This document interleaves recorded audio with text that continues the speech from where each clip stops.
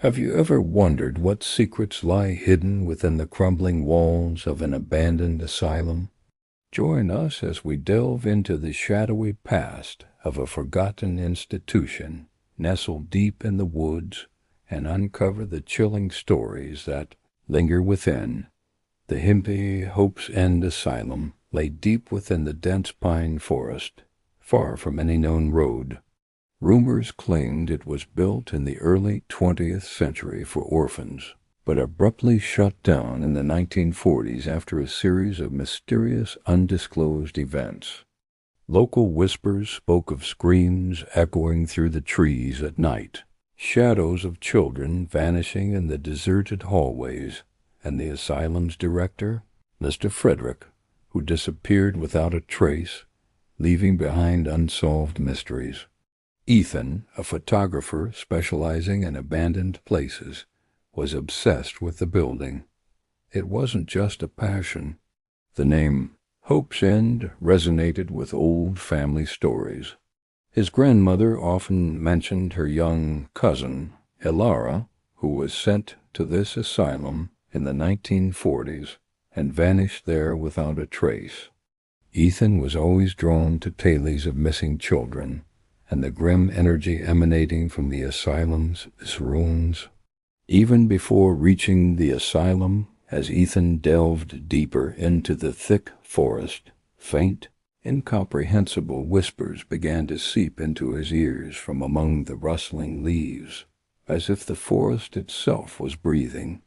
After days of poring over old maps and questioning the elders in the nearby village, Ethan finally found his way to the asylum.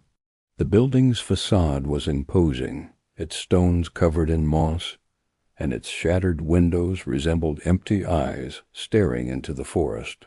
The air was cold and heavy, carrying the scent of decay and dead pine. The moment his feet crossed the threshold, Ethan felt a shiver run down his spine. It wasn't just the coldness of the place. It was a different kind of chill, as if something had passed right through him. Inside the asylum, darkness consumed nearly everything. The large dormitories, once meant to teem with life, were desolate and silent. Rusty metal beds lined up in rows, and on the walls faded children's drawings. Tiny suns, simple houses, and smiling faces that had lost their color over time. As Ethan took photos with his digital camera, he began to hear them, faint, broken laughs, then distant children's cries, followed by the sound of small footsteps scurrying in the upper corridors. He tried to convince himself it was an illusion, an echo of the wind or forest sounds, but the sounds were too clear. When Ethan reviewed some of the photos he'd just taken, his blood ran cold. In the background of one photo showing an empty corridor, a thin, distorted shadow of a small child appeared at the far end. In another photo of a dormitory, a faint, small hand seemed to grip the edge of a rusty metal bed, invisible to the naked eye when he took the shot. The camera was capturing what he couldn't see.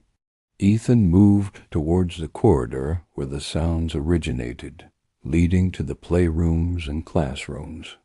In one room he found a small wooden table scattered with wooden blocks.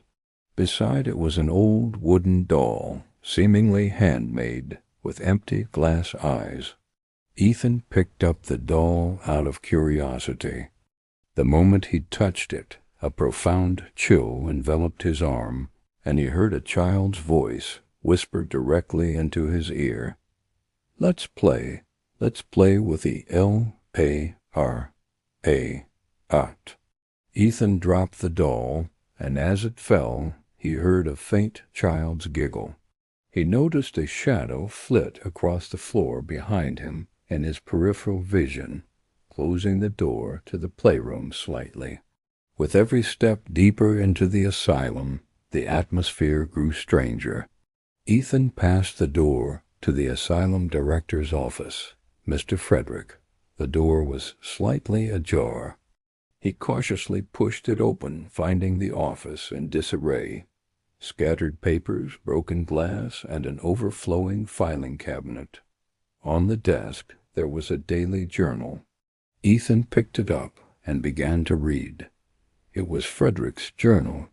Initially, the entries described the asylum's routine and its ordinary problems, but the pages gradually turned darker. Frederick wrote about children who never sleep and his feeling that the place demands more. He mentioned the disappearance of a little girl named Elara and how the search yielded nothing, but he knew the asylum had taken her. In the final pages, Frederick's handwriting became illegible, filled with bizarre drawings, human figures merging with walls, children's faces screaming soundlessly. On the last page, he scrawled in a frantic hand, "They never leave. They are part of here now. This asylum is not just a building. The asylum is a hungry mouth, and now I am part of the feast. E-L-A-R-A-R-A, tar, P-G-L-A, hungry mouth, and now I am part of the feast. E-L-A-R, I'm coming. It must remain hungry, ...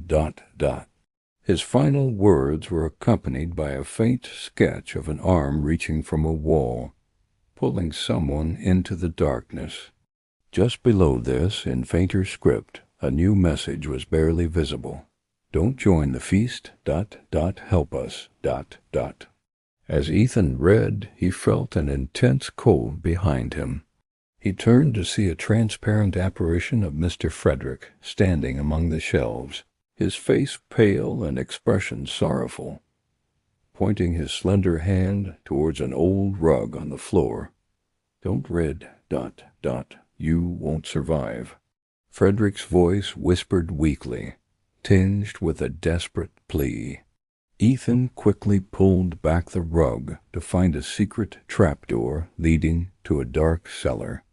Pushing the door open with difficulty, curiosity mixed with dread compelled him to descend. The damp cellar walls were covered with randomly carved names, hundreds of them, many of children.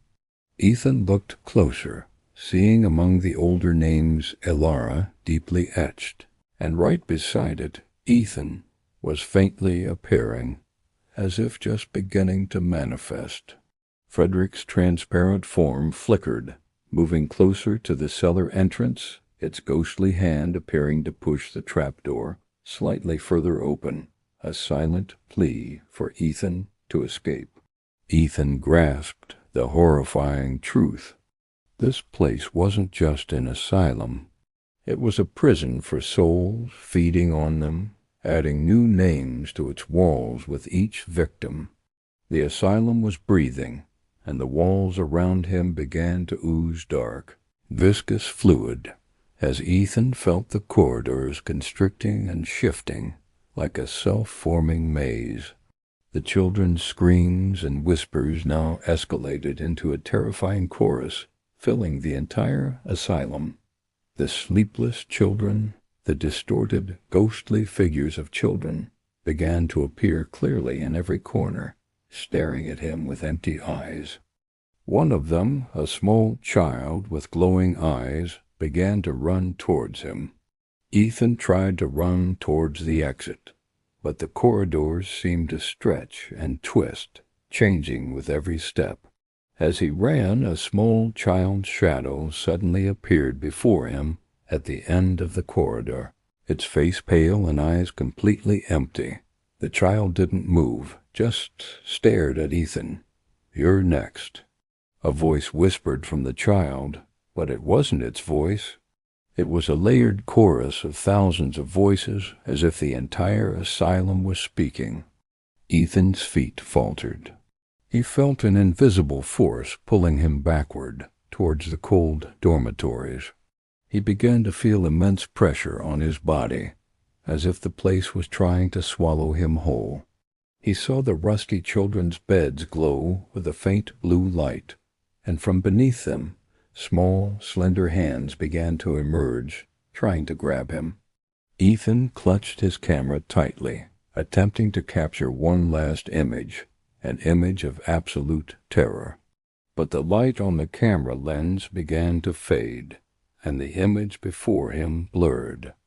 The last thing it recorded was the flicker of two empty blue eyes appearing from the void of darkness. As he was pulled into the darkness, he heard Ilara's voice whisper in his ear, but this time it wasn't terrifying. It was a sad, quiet melody. I tried to warn you. Now you are with us. You are part of Hope's End, forever. The next day, Mark reported Ethan missing after losing contact. Rescue teams searched the forest for days, but found no trace of Ethan or his camera. The asylum remained silent, desolate, as if nothing had ever happened. Weeks later, as the forest ranger inspected the area, he found something strange in one of the abandoned dormitories inside the asylum. There was a single, peculiar photograph lying on the dirt floor. The photo showed a long, dark corridor inside the asylum. At the end of the corridor, a small child's shadow stood alone, its face completely blank, but its eyes glowed with a faint blue light, exactly like a camera lens. And more terrifyingly, the person who took the photo was precisely in its place where the camera would have been. The photo was from Ethan's own perspective in his final moments. The forest ranger picked up the photo, a shiver running down his spine. He heard a faint whisper come from behind him. "Welcome to Hope's End, He turned quickly, saw nothing, but swore he heard a faint child's giggle fading into the corridor's echo, followed by a very soft whisper, repeating the name, Ethan. Far away, in Mark's apartment, as he tried to sleep, he heard a faint sound coming from his phone, which was charging. It was the sound of an old text message from Ethan, but it was filled with strange static. And through the static, Mark heard a familiar whisper, Ethan's voice, saying one word haltingly, "The asylum, don single quat, t. The voice then faded, but Mark felt a sudden coldness in the room. When he looked at his phone, he found that Ethan's contact picture had changed to a faded image of a child with glowing blue eyes. On a winter night, a satellite image shows the asylum's location. The surrounding forest appears dark and ordinary. But in the heart of the forest, specifically above the asylum's site, a faint blue dot flickers intermittently, like a giant eye staring into the sky, then slowly vanishes into the forest's deep darkness. As the blue dot fades, the name Ethan slowly appears, carved into the facade of an ancient tree at the forest entrance, as if the forest itself remembers its newest victims.